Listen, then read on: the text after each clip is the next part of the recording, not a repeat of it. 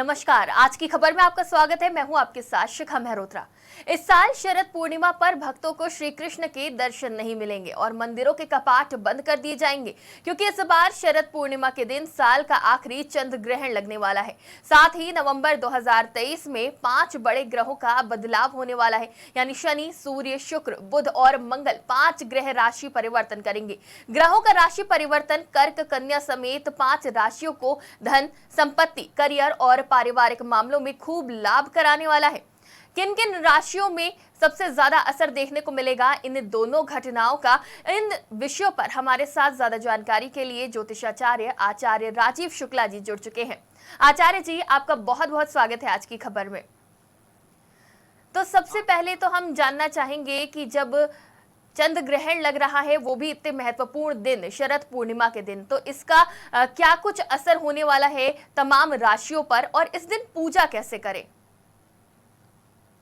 देखिए, सबसे पहले तो ये समझ लीजिए कि जो चंद्र ग्रहण है, जी। ये भारत में दृश्य है। जब भी कभी दृश्य होता है, तो सूतक काल भी मान्य होता है, यानी सूतक मतलब स्वच्छता का काल। जी। जैसा कि विदित है, इधर चंद्र के गोचर इस प्रकार के हैं, क्योंकि चंद्र इम्यूनिटी के भी कारक होते हैं। इस समय बीमारियां बहुत बढ़ी हुई हैं। चंद्र मेष राशि में, जिस दिन मेष राशि में गुरु भी हैं इस समय, और राहु वहां से जाने वाले हैं, तब गुरु, राहु और चंद्र का एक योग बन रहा है। तो ये योग अ, मेष राशि के ऊपर चूंकि बन रहा है, तो गजकेसरी योग बन गया। जी। और जब चंद्र 16 कलाओं के होते हैं, जैसा आपने भी बताया, शरद पूर्णिमा पे चंद्र सर्वाधिक बली होते हैं, 16 कलाओं के होते हैं, बड़े सुंदर होते हैं। जी। तो ये चंद्र के साथ जब गुरु का सम्मिश्रण मिल जाता है, तो ग्रहण का दोष ये देखा गया है कुछ कम हो जाता है, लेकिन फिर भी सूतक काल को मानना अनिवार्य होता है। ग्रहण जब भी कभी होता है, चाहे चंद्र ग्रहण हो, अभी देखिए सूर्य ग्रहण जी। 14 तारीख को, 14 अक्टूबर को हुए। जब भी कभी सूर्य ग्रहण और फिर उसके 14 दिन बाद ही चंद्र ग्रहण का प्रभाव आता है, जब सक्सेसिव इस प्रकार से ग्रहण पड़ते हैं, तो राशियों के ऊपर, और राशि ही नहीं, भौगोलिक स्थितियों के ऊपर, पूरे विश्व में भी, जैसे मुंडेन एस्ट्रोलॉजी में कहते हैं, कई प्रकार के इन खगोलीय घटनाओं के जो कहते हैं उसके फर्क पड़ते हैं, उसका प्रभाव देखा जाता है। तो चंद्र ग्रहण, चूंकि शरद पूर्णिमा वाले दिन है, जिस दिन सर्वाधिक बली होते हैं चंद्र, जी। 16 कलाओं में होते हैं, और उसी के साथ गुरु के साथ होने से इस चंद्र ग्रहण के ऊपर कुछ राशियां अच्छा करेंगी और कुछ राशियों के ऊपर प्रभाव बहुत अच्छा नहीं जाने वाला है। और इसी के बाद, जैसा कि आपने पहले बताया कि पूरे नवंबर भर में कई गोचर हो रहे हैं। गोचर मतलब ट्रांजिट हो रहे हैं। जी। जैसे कुछ पंचांगों के हिसाब से 28 को चंद्र ग्रहण पड़ने के बाद 30 को राहु केतु का, कुछ पंचांगों के हिसाब से जो मध्य लेते हैं गति, उसके हिसाब से राहु केतु का गोचर। फिर 4 नवंबर को गोचर हो रहा है शनि देव के मार्गी होने का, और उसी के बाद शुक्र देव के कन्या राशि यानी नीचस्थ राशि में जाने का। इसी प्रकार से मंगल भी वृश्चिक राशि में जाएंगे, सूर्य भी वृश्चिक राशि में जाएंगे, और इस प्रकार से बहुत सारे ट्रांजिट और गोचर भी होने वाले हैं। जी। आचार्य जी, जिस तरह से इस बार शरद पूर्णिमा के दिन चंद्र ग्रहण लग रहा है और इसका सूतक काल दिन से ही शुरू हो जाएगा, और एक प्रथा चली आई है कि उस दिन खीर बनाई जाती है और चंद्रमा की रोशनी में रखी जाती है, और माना जाता है कि इस दिन ये अमृत बन जाता है। लेकिन ग्रहण में तो जो अमृत होता है वो भी विष में बदल जाता है। तो ऐसे में खीर कब बनाएं, इसको क्या भोग लगाया जा सकता है, नहीं लगाया जा सकता है, और जब सूतक काल होता है उसमें कुछ खाया जाता है, नहीं खाया जाता है, ये तमाम सवाल भी दर्शकों के मन में है। देखिए, सनातन धर्म में हमेशा हर चीज का वैज्ञानिक वैलिडेशन होता है। जी। वैज्ञानिक वैलिडेशन ये होता है कि जब चंद्रमा पूर्ण कलाओं में होते हैं और चंद्र ही इस प्रकार की रेज निकलती हैं जो जल तत्व होती हैं, और जल तत्व हमारी इम्यूनिटी बढ़ाती हैं, और वही ऐसी होती हैं जो जो विषाणु और जीवाणु पनपने लगते हैं। जब भी कभी ग्रहण पड़ता है, तो एटमॉस्फेयर में विषाणु और जीवाणुओं का मल्टीप्लिकेशन बहुत जल्दी होता है, और वैसे भी अभी इधर देखिए बहुत सारी बीमारियां फैली हुई हैं। तो ऐसे में शरद पूर्णिमा पे आप अगर देखेंगे, तो शरद पूर्णिमा के में खीर का एक प्रावधान है, क्योंकि शरद मतलब उसके बाद ठंड आने वाली है और जी। आपकी बॉडी को, आपकी इम्यूनिटी खराब ना हो, इसके लिए दुग्ध का प्रयोग और दूध में चावल का प्रयोग जो जल तत्व आपका बैलेंस करे। और उस दिन अगर रात भर रखते हैं खीर, तो उसमें विशेष, जैसा आपने कहा, अमृत का प्रभाव आता है। वो औषधि होती है। कई लोग जो साइनोसाइटिस, साइनस इत्यादि के या सांस इत्यादि की उनको प्रॉब्लम होती है, वो एज़ अ औषधि भी लेते हैं। काली मिर्च के साथ भी वो खीर खा लेते हैं। जी। एक बात, लेकिन इस बार जबकि जो चंद्र ग्रहण है, वो उसका जो प्रभाव होगा, वो 11:32 से विरल छाया प्रवेश हो जाएगा और ग्रहण का प्रारंभ जो है, वो 1:05 से होगा। तो 1:05 से 9 घंटे पहले, यानी कि 4:05, यानी कि 4, 5, 6, 7, 8, 9, 10, 11, 12, 1, यानी 4:05 से पहले खीर बना लें। एक बात तो ये है। जी। और उस खीर को ग्रहण काल में बाहर ना रखें, चंद्र के नीचे ना रखें। वो ग्रहण काल में आप उसमें तुलसी दल और कुशा डाल के कहीं एक जगह रख दें ढक के। जी। फिर जब ग्रहण काल हो जाए, जिसका समय है 2:44 मोक्ष काल रात्रि का, तब उसको, उस खीर को 2:24 के बाद आप उस खीर को चंद्र के नीचे उसको आप स्थापित कर सकते हैं। तो जिससे आपका ये भोग और आपका ये अमृत भी बना रहेगा, किसी प्रकार की कोई समस्या नहीं आएगी। और एक बात ये है कि जी। जब जिस दिन चंद्र ग्रहण है, उसी दिन आपका ये जो शरद पूर्णिमा किया का जो त्योहार है, इसको लक्ष्मी जी की पूजा का विशेष त्योहार मानते हैं।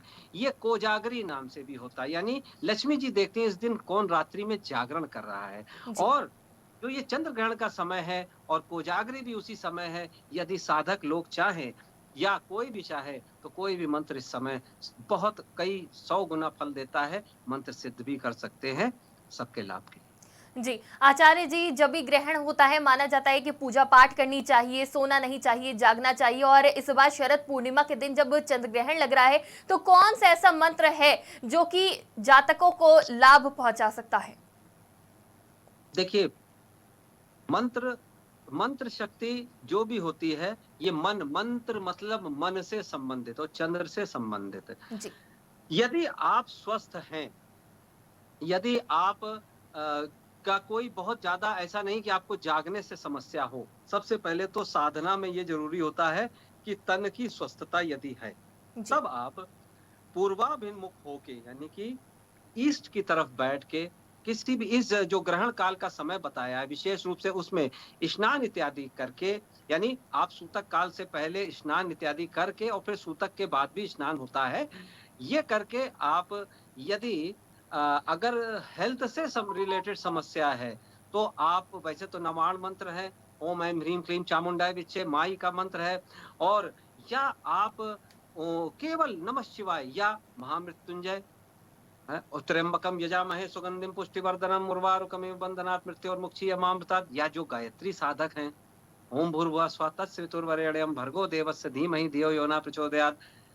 हमारा सनातन वैदिक आर्य धर्म इतने ज्यादा मंत्रों से ऐश्वर्य है मंत्रों का, जी। इतना इतना इतना इतना इतना धन है मंत्रों का, कि आप कोई भी करें। अच्छा, और अगर आप इस तरह के नहीं भी मंत्र कर रहा, तो नाम जप करिए। सबसे बड़ा जो फ़ायदा होता है, वो नाम जप का होता है। जी। कोई भी प्रभु हो आपके, कैसे भी आप मानते हो, कोई भी किसी को भी आपकी मान्यता हो, आप उसका अगर 1:05 से लेके 2:24 तक अगर आप उसका चंद्र ग्रहण काल में जप करते हैं, तो आपको सिद्धि तो मिलेगी। सिद्धि तो बहुत छोटी चीज़ होती है, शुद्धि मिलेगी आपको। आप सीताराम, सीताराम ये बोल सकते हैं, नमः शिवाय बोल सकते हैं, या जो जिसकी जहाँ श्रद्धा है, जी। वो नाम का जप करे। राधा, राधा, राधा, राधा, जय राधा माँ, ये आप जो भी कर सकते हैं। आप नवाण मंत्र पढ़ सकते हैं। ये मंत्र हैं।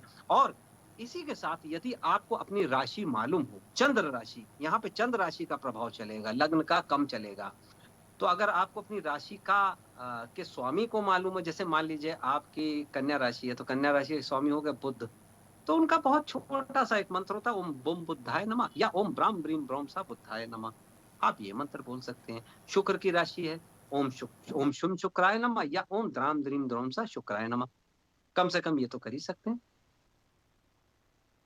गज केसरी योग बन रहा है इस बार और माना जा रहा है कि जब ये ग्रहण लगेगा तो इसका लाभ भी मिलने वाला है 12 राशियों के जातकों को। तो कौन सी ऐसी राशियां हैं जिनको सबसे ज्यादा लाभ मिलेगा इस चंद्र ग्रहण का? देखिए, गज केसरी योग मतलब होता है जब गुरु और चंद्र साथ में होते हैं। जी। और इसी में ही अगर आप देखें तो राहु और चंद्र भी साथ में, तभी तो ग्रहण लग रहा है। जी। तो राहु और चंद्र साथ में है, और तो राहु गुरु के भी राशि में हो गए, तो इसको बोलते हैं गुरु चांडाल्य योग। तो यानी पॉजिटिव और निगेटिव एक मिक्स होता है, लेकिन केवल केवल गुरु बृहस्पति देव की स्थिति के कारण और वहीं पे चंद्र हो जाने के कारण राहु का प्रभाव मिनिमाइज हो जाएगा। इसका मतलब ज्यादातर राशियों को इसमें बेनिफिट मिलने वाला है। जैसे कुछ राशियां आपको मैं बताऊं, सबसे पहले तो वृषभ राशि को बेनिफिट होने वाला है, क्योंकि चंद्र की उच्च की राशि होती है, शुक्र की राशि है। इनको अपने कैरियर में लाभ होगा, इनकी जी। चिंताएं जो चली आ रही थी वो खत्म होंगी, इनके एक्सपेंसेस भी, खर्चे भी इनके कम होंगे, जी। स्वास्थ्य लाभ मिलेगा और हैप्पीनेस मिलेगी। इसके बाद आती है कर्क राशि, ये भी चंद्र की है। अब आप कहेंगे चंद्र की राशि कर्क है लेकिन उस पे ग्रहण लग रहा, फिर भी आप कह रहे फायदा है। जी। भाई फायदा इसलिए कि दसम स्थान पे चंद्र और गुरु का योग है, और इसी के बाद राहु केतु का भी परिवर्तन है, तो कर्क राशि भी लाभान्वित होगी, धन संपत्ति की प्राप्ति होगी। सिंह राशि की तमाम पीड़ाएं, तनाव, रुके हुए काम जो नहीं हो रहे थे, वो सब जो चीजें थी वो सब में लाभ मिलेगा, यानी कि काम रुके हुए होंगे, धन संपत्ति की प्राप्ति होगी। अब इसके बाद आती है कन्या राशि, मिथुन राशि, इन दोनों को भी अपना, लेकिन थोड़े से मिथुन राशि को अपने फाइनेंसेस, और ज्यादातर राशियों को आने वाले कुछ समय तक थोड़ा सा, क्योंकि कुछ योग ऐसे हैं जो 10-15 दिन 20 दिन मान के चलिए, थोड़ा सा आर्थिक कमी भी महसूस करने का होगा। प्राप्तियां होंगी आने वाले समय में, लेकिन अभी फिलहाल कुछ समय तक मान के चलिए कि एक इधर एक कम से कम एक पक्ष पक्ष मतलब 15 से 20 दिन जी। आर्थिक ज्यादातर राशियों को। फिर इसके बाद धनु राशि को भी बहुत काफी फायदा होने वाला है, क्योंकि धनु राशि के एकादश भाव में दृष्टि है और एकादश भाव लाभ का होता है। इसलिए धनु राशि चूंकि गुरु बृहस्पति देव की राशि है और जी। गुरुदेव की दृष्टि भी उसी राशि पे है, सिंह राशि पे है, तो जिस जिस राशि पे, और तुला राशि पे है। अब आप देखिए कितनी राशियां मैंने गिना दी। अब जिनके लिए बहुत अच्छा नहीं रहेगा, वो मान के चलिए वृश्चिक राशि के लिए थोड़ा-सा मैं कह सकता हूँ, और मकर राशि के लिए थोड़ा-सा वो भी, क्योंकि गुरु यहाँ पे नीचस्थ हो जाते हैं और वृश्चिक राशि पे चंद्र नीचस्थ हो जाते हैं। जी। इसलिए वृश्चिक और मकर राशि को थोड़ा-सा मानसिक, आर्थिक और शारीरिक हो सकता हो कुछ पीड़ा हो, जी। तो वो उपाय कर ले। बिल्कुल। शरद पूर्णिमा पर जो ग्रहण लग रहा है उस पे क्या लाभ होने वाला है जातकों को, क्या नुकसान होने वाला है, ये तो जान लिया। लेकिन नवंबर, जब दीपावली आने वाली है, उससे पहले ही ग्रहों की चाल बदल रही है। ऐसे में कौन कौन सी राशियां हैं जो काफी लाभान्वित होने वाली हैं और कौन सी ऐसी राशियां हैं जिन्हें स्वास्थ्य संबंधी या फिर धन संबंधी नुकसान देखना पड़ सकता है? देखिए ये जो ग्रहण है यही एक टर्निंग पॉइंट होगा, जो राशियों के धीरे-धीरे राशियों को खुद ही पता चलने लगेगा। जितने लोग भी प्रोग्राम देख रहे हैं, जी। उनको कुछ ना कुछ 28 तारीख से, आप समझिए, सब लोग इसको देखिएगा, कुछ ना कुछ लगेगा कि हाँ, कुछ मूव हो रहा है, कुछ काम जो रुके थे, हाँ, कुछ हो रहे हैं। ये जी। नहीं कि एक ही दिन में सब चमत्कार हो जाएगा। तो अब जैसा कि अब शुक्र, सबसे पहले तो मैं बात करता हूँ शनिदेव के मार्गत्व की। शनिदेव का मार्गी होना 4 साढ़े 4 महीने के बाद बहुत बड़ी घटना होती है, और शनिदेव कुंभ राशि में अपनी मूल त्रिकोण राशि में मार्गी हो रहे हैं 4 नवंबर को। जी। तो जब ये मार्गी होंगे तो इसका बड़ा लाभ मिलेगा। शश महापुरुष योग बन रहा है, सिंह राशि को बहुत बड़ा लाभ मिल जाएगा। और इसी के साथ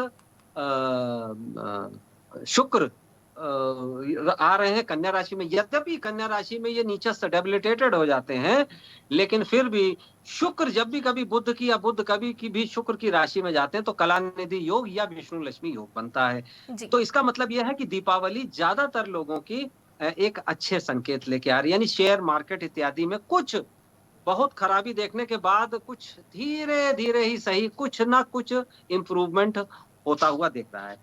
अब इसके बाद अगर हम बात करते हैं तो सूर्य देव ज़रूर राशि परिवर्तन करते हैं हर महीने मिड में।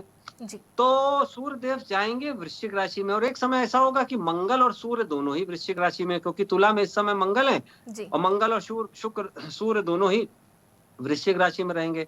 तो वृश्चिक राशि में रहने से वृश्चिक राशि वालों को उसके बाद से लाभ मिलेगा, जिन जो अभी से लगभग 15 दिन 16 दिन से 15 से 20 दिन के थोड़ा-सा तनाव रहेगा, उसके बाद से उनका ठीक होगा।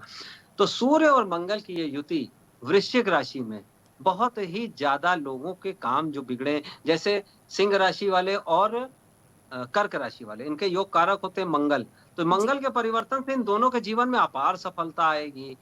कन्या राशि का बड़ा लाभ होने वाला है क्योंकि शुक्र हैं उसी राशि में। केतु और शुक्र भी रहेंगे, एक पंचांग के हिसाब से केतु और शुक्र भी रहें। केतु शुक्र जहाँ रहते हैं वहाँ पे बहुत अच्छा प्रभाव, लक्ष्मी योग कहा गया है, कमल योग कहा गया है। बिल्कुल। तो इसलिए ये सारी राशियाँ जो मैंने बताया, वो सब राशियाँ लाभ में रहेंगी। धनु राशि काफ़ी अच्छा करने वाली है।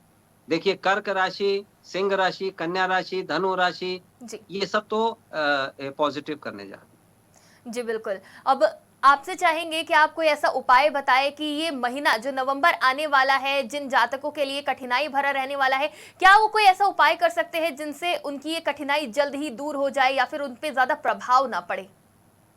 देखिए शनिदेव उसी से प्रसन्न रहते हैं जो देश से प्रेम करता है। सबसे पहले मैं थोड़ा-सा अजीब-सा उपाय बता रहा हूँ, लेकिन ये सटीक उपाय होता है। जी। आप अपने देश से जितना प्रेम करेंगे, शनिदेव उतना प्रसन्न रहेंगे। शनिदेव मार्गी होने जा रहे हैं। आप अपने देश की अगर कम से कम कुछ अगर आप प्रेम नहीं कर सकें, तो कम से कम अपने देश की, अपने आस-पास के लोग चीज़ों की, अपने सिस्टम्स की, अपने लोगों की बुराई कतई ना करें, एक बात ये है। धार्मिकता अपनाए रखें। शनिदेव को प्रसन्न करना है, तो आपको धार्मिक होना ही पड़ेगा। जी। मेहनत करने का आप में होना ही चाहिए। हाँ, इसके बाद शुक्र जो है डेबिलिटेटेड हो रहे हैं, उस समय क्या करें, एक ये रहेगा कि स्त्रियों का, सभी लोगों को, जी। चाहे खुद स्त्री ही क्यों ना हो, स्त्रियों का सम्मान जो भी करेगा, उसके शुक्र हमेशा बहुत अच्छे माने गए हैं। तो स्त्रियों का सम्मान करें और अगर किसी कोई भी मान लीजिए किसी प्रकार के कोई परेशानी में है कोई लेडी, तो उसकी आप जैसे मदद कर सकते हो तो उसकी करिए। तो आप देखेंगे कि आपके शुक्र का प्रभाव, ये ग्रह हमको बहुत कुछ समझाते हैं, बहुत कुछ सिखाते हैं। जी। और बृहस्पति देव का प्रभाव अच्छा लेना हो तो अपने गुरुजनों का सम्मान करें, धर्म स्थान की सुरक्षा करें, धर्म स्थान की रक्षा करें, धर्म स्थान पे जाएँ ज़रूर। जी। और मंगल देव का प्रभाव अच्छा लेना चाहते हैं, तो निश्चित रूप से किसी भी हनुमान जी के मंदिर में पताका, ध्वजा पताका ज़रूर लगाना चाहिए या वहाँ पे कुछ इलेक्ट्रिक का सामान या चोला इत्यादि ज़रूर चढ़ा लें। ये भी राशियों के लिए अच्छा एक उपाय रहेगा। जी। आचार्य जी, एक सवाल और आया है हमारे दर्शकों की तरफ से कि जिन लोगों की साढ़े साती चल रही है, उनके ऊपर इन दोनों घटनाओं का क्या कोई असर नकारात्मक देखने को मिलेगा क्या? देखिए, साढ़े साती जो है वो बहुत ही अच्छा पीरियड होता है, पहले तो दर्शक लोग ये चीज़ समझ लें। जी। पहले के समय में ऋषि-मुनि इंतज़ार करते थे और ईश्वर से कहते थे, ईश्वर जल्दी से हमारे जीवन में साढ़े साती लाओ। जी। साढ़े साती की माँग करते थे। साढ़े साती से घबराइए मत। साढ़े साती में बस एक चीज़ ज़रूर टेस्ट होती है कि आप कितनी मेहनत कर सकते हैं। आपका विल टेस्ट होता है उसमें। आप उसमें बिल्कुल भी घबराएँ मत, मेहनत करें, डिसिप्लिन से रहें जितना भी ज़्यादा से ज़्यादा हो सके। तो आप देखेंगे एक ये तो आप कर लें, लेकिन हाँ, अगर हम एस्ट्रोलॉजिकली बात करते हैं, जी। तो साढ़े साती में जिनकी-जिनकी चल रही है ओवरऑल सबकी तो नहीं अच्छी बोल दी जाएगी, क्योंकि शनिदेव मार्गी हुए हैं कुंभ में। तो इसका मतलब मकर राशि की साढ़े साती, कुंभ राशि की साढ़े साती और मीन राशि की साढ़े साती, इन 3 राशि की साढ़े साती चल रही है। जी। तो इन मकर, कुंभ और मीन वालों को विशेष रूप से अभक्ष्य भक्षण नहीं करना चाहिए। अभक्ष्य भक्षण मतलब मांस, मदिरा इत्यादि, इत्यादि, इत्यादि अभक्ष्य जो नहीं खाने चाहिए, वो सब बिल्कुल छोड़ देना चाहिए। जी। दूसरी बात ये है कि जो भी साढ़े साती में इधर अच्छा प्रभाव उसको मिलेगा, जो दूसरे लोगों का जो भी किसी प्रकार का जो भी हिसाब-किताब हो वो पूरा कर दे, तो साढ़े साती का अच्छा प्रभाव मिलेगा। तीसरी बात ये है कि शनिवार के दिन ज़रूर शनिदेव की उपासना, पूजा किसी भी पद्धति से आप करें, जैसे भी करें, ज़रूर करें, उससे बड़ा लाभ होता है। तो ये साढ़े साती में आप देखें, आपका प्रश्न है कि किसको लाभ होगा, किसको हानि होगी? जी। तो देखिए, हानि किसी को नहीं होगी, लेकिन अपने कर्म को सुधारने का प्रयत्न ज़रूर करना चाहिए। लेकिन जी। अगर ये कहा है, तो मकर राशि की तीसरी ढैया है, इसलिए उनको कुछ हल्का रिलीफ मिलता हुआ नज़र आएगा। कुंभ राशि के ऊपर इस समय पहली ढैया है, तो इसलिए कुंभ राशि वालों को कड़ी मेहनत के बाद ही कोई फल मिल पाएगा। मीन राशि वालों को ज़रूर कुछ समस्या आ सकती है। एक तो साढ़े साती, दूसरा राहु अभी मीन राशि में जा रहे हैं, इसलिए जी। मीन राशि को थोड़ा-सा ज़्यादा समस्या हो सकती है, लेकिन मीन राशि वाले गुरु बृहस्पति देव की आराधना करेंगे तो बड़े लाभ में रहेंगे। जी, बिल्कुल, बहुत-बहुत शुक्रिया हमारे साथ जुड़ने के लिए, तमाम जानकारी के लिए। हमारे साथ ज्योतिषाचार्य आचार्य राजीव शुक्ला जी जुड़े हुए थे, जिन्होंने हमें बताया कि दोनों घटनाएँ, वो चाहे शरद पूर्णिमा के दिन चंद्र ग्रहण की हो या फिर नवंबर में कई बड़े ग्रहों के परिवर्तन की, उनके चाल परिवर्तन से किन राशियों पर क्या कुछ प्रभाव पड़ेगा। और ये ज़्यादा खुशी की बात है कि जो तमाम राशियाँ हैं, उन पे पॉजिटिव असर देखने को मिलेगा, नेगेटिव बहुत कम रहेगा। लेकिन गुरु जी ने, आचार्य जी ने जो उपाय बताए हैं, उनको करके भी आप लाभ प्राप्त कर सकते हैं। फिलहाल के लिए इतना ही। आप देखते रहिए आज की खबर।